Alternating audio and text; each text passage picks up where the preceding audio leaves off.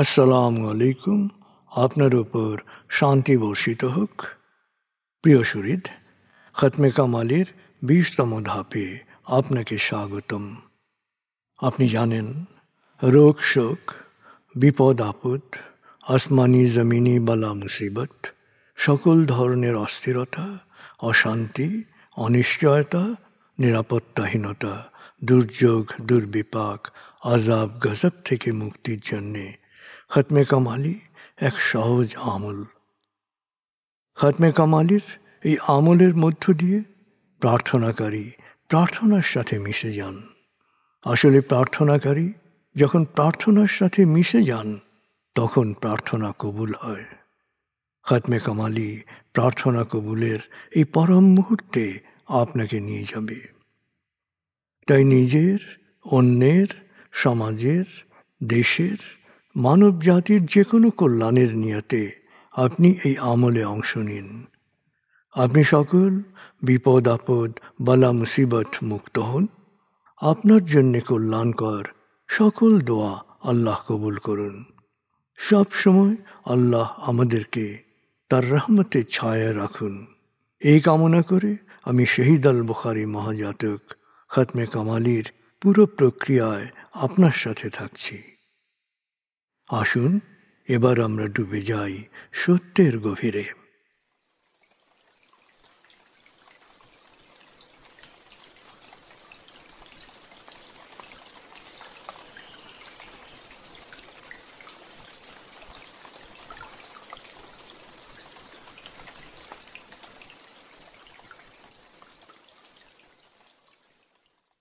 হে আল্লাহ, বিতাড়িত শয়তান থেকে আমি তোমার আশ্রয় প্রার্থনা করছি।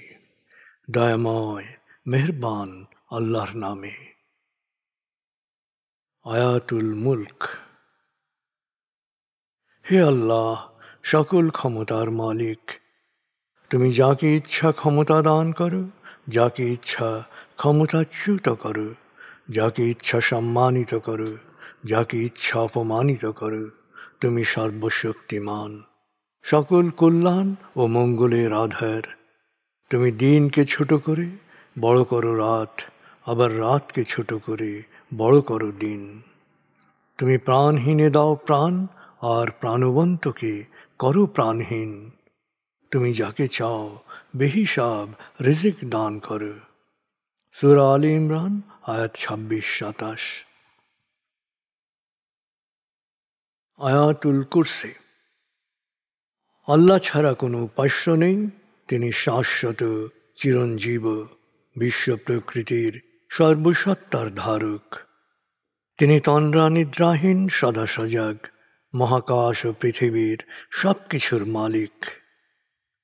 তার সদয় অনুমতি ছাড়া তার কাছে সুপারিশ করার সাধ্য কারো নেই। দৃশ্যমান বা দৃশ্য, অতীত বা ভবিষ্যৎ, সৃষ্টির সব কিছুই তিনি জানেন। তিনি যতটুকু জানাবেন, এর বাইরে তার জ্ঞানের সীমানা সম্পর্কে ধারণা করা কারো পক্ষেই সম্ভব নয়।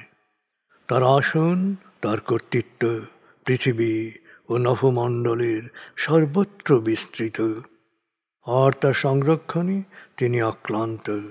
তিনি সর্বোচ্চ, সুমহান। সূরা বাকারা আয়াত 255।